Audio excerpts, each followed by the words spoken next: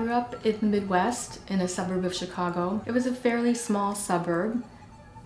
Growing up, I remember maybe only 2 or 3 other non-Caucasian students in my schools, and definitely as the child of Chinese immigrants, I was seen as an outsider. I always felt caught between these 2 cultures, the Chinese culture of my heritage and the culture in which I was immersed, which was American culture.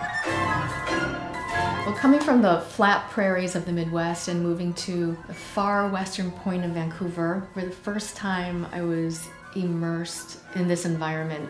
One of the first places I lived when I first came to Vancouver was in a high-rise condo facing west, where you could look out on the water.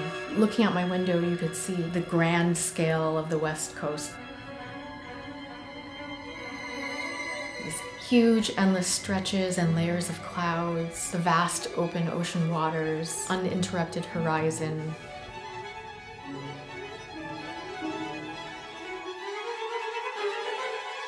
I live right next to the Pacific Spirit Park. Even though it's not very old growth, it's still very impressive with giant towering firs. Everything was on this immense scale that I'd never seen before.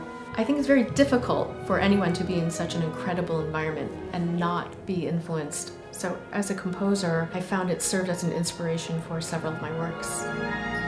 In my music, I'm not interested in creating a musical depiction of the environment, but more the individual's response to it. It all goes back to the idea of music coming forth from an emotion or a feeling or a state of mind.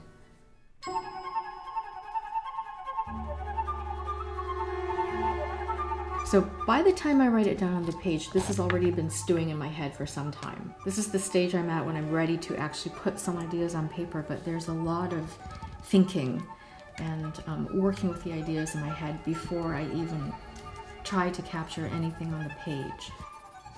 The blank page to me just gives me complete freedom. I guess I just like to keep things very open and very fluid. If I start with staff lines, automatically I feel pressure to put those note heads somewhere meaningful.